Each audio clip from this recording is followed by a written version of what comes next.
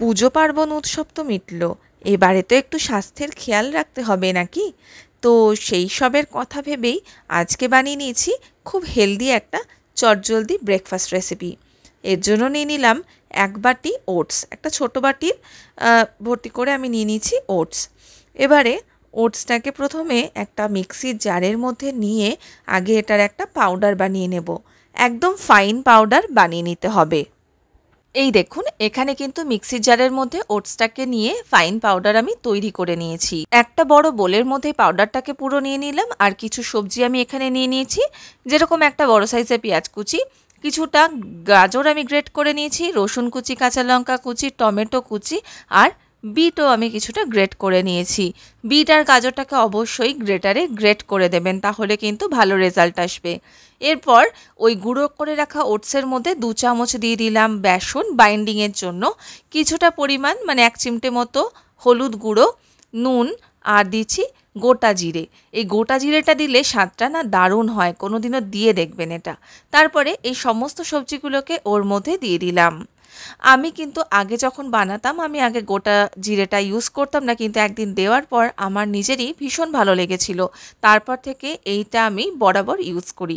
এরপর অল্প অল্প করে জল দিয়ে সমস্ত সবজিগুলোর সঙ্গে ওটসটাকে ভালো করে মিশিয়ে নেব।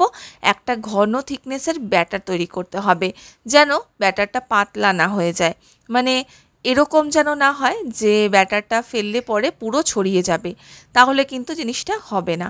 একটু ঘন ঘন করে এটাকে মাখতে হবে, তাই প্রথম থেকেই অল্প অল্প পরিমাণে জল দেবেন, একসাথে বেশি জল দিয়ে দেবেন না। এই রেসিপিটা যদি বাচ্চাদের টিফিনে বা ব্রেকফাস্টে রাখেন তাহলে কিন্তু এক কথায় খুবই পুষ্টিকর আর চটজলদি একটা রেসিপি। এর মধ্যে কিন্তু বিট, গাজর সহ আরও অনেক রকম সবজিকে গ্রেট করে দেওয়া যায়। চাইলে ধনে পাতা কুচি বা আরও অনেক কিছু দিতে পারেন, আদা কুচি, এগুলো দিলেও কিন্তু বেশ ভালো লাগে। আর একটা হোলসাম ব্রেকফাস্ট হয়ে যায় এটাতে। একটা ডিমও চাইলে এর মধ্যে ভেঙে দেওয়া যায়, তবে আমি আজকে ডিম ছাড়াই করছি। তো এই দেখুন, ব্যাটার আমার এখানে একদম রেডি হয়ে গেছে। এরপর এখান থেকেই 1 হাতা পরিমাণ করে ব্যাটার আমি তুলে নেব। সম পরিমাণ ব্যাটার নিয়ে একটা প্যানের মধ্যে প্রথমে কিছুটা রিফাইন অয়েল গ্রিস করে নিচ্ছি ব্রাশের সাহায্যে। চাইলে একটু সামান্য ঘিও দিতে পারেন যদি তেল না ইউজ করতে চান, কারণ জিনিসটা বেশ হেলদি। আর একটু একটু করে এরকম ব্যাটার আমি হাতায় করে তুলে নিয়ে এর মধ্যে দিয়ে দিলাম। একসাথে 2টো বা 3টে অবধিও কিন্তু আপনি এরকম একটা প্যানের মধ্যে রেখে তৈরি করতে পারেন। এটাকে আমার মেয়ে বলে পিঙ্ক ভেলভেট চিল্লা। আর সত্যি বলতে এটা কিন্তু খেতেও দুর্দান্ত স্বাদ হয়। এটা কিছুক্ষণ একটা সাইড আমি কুক করে নেওয়ার পর তারপরে উল্টে দেব। যেহেতু এর মধ্যে বেসন দেওয়া আছে বাইন্ডিংয়ের জন্য, তাই কিন্তু এটা চট করে ভেঙে যাবে না।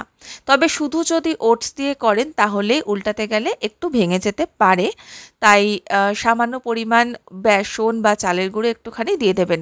কিন্তু ময়দাটা না দেওয়াই ভালো, যেহেতু এটা হেলথের কথা চিন্তা করে বানানো হচ্ছে। তো এইভাবে 2টো পিঠকে অল্প আছে উল্টে পাল্টে ভালো করে একটু সেঁকে নিচ্ছি। এইভাবেই আবারও আর একটা ব্যাচ আমি তৈরি করে নেব। 2টো পিঠ ভালো করে সেঁকা হলে এগুলোকে তুলে নিতে পারেন। এইবারে দেখুন, আমি কিন্তু একসঙ্গে 3টে প্যানকেক এইভাবে তৈরি করে নিচ্ছি। 3টে প্যানকেক বা চিল্লা যাই বলুন না কেন, 3টে একসঙ্গে তৈরি করে নিচ্ছি। এরকম ছোট ছোট করে দিলে অনায়াসেই কিন্তু 3টে হয়ে যায়, সময়টাও কম লাগে। তো এই প্রসেসেও করে দেখতে পারেন।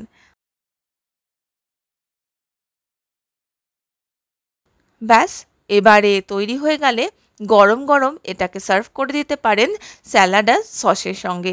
সস না খেতে চাইলে ওপর থেকে গোলমরিচের গুঁড়ো আর সামান্য একটু লেবুর রসও দিতে পারেন, সেটাও ভালো লাগে। বাচ্চাদের টিফিনের জন্য কিন্তু এটা একটা দারুণ সুস্বাদু আর পুষ্টিকর রেসিপি। আর ব্রেকফাস্টের জন্য কিন্তু খুবই ভালো। অবশ্যই এটা বাড়িতে ট্রাই করে দেখবেন, আর ভালো লাগলে আমাকে কিন্তু কমেন্ট করে জানাতে ভুলবেন না। আমার চ্যানেল দ্য বং বেগুনিকে সাবস্ক্রাইব করে পাশে থাকার অনুরোধ রইল। ধন্যবাদ।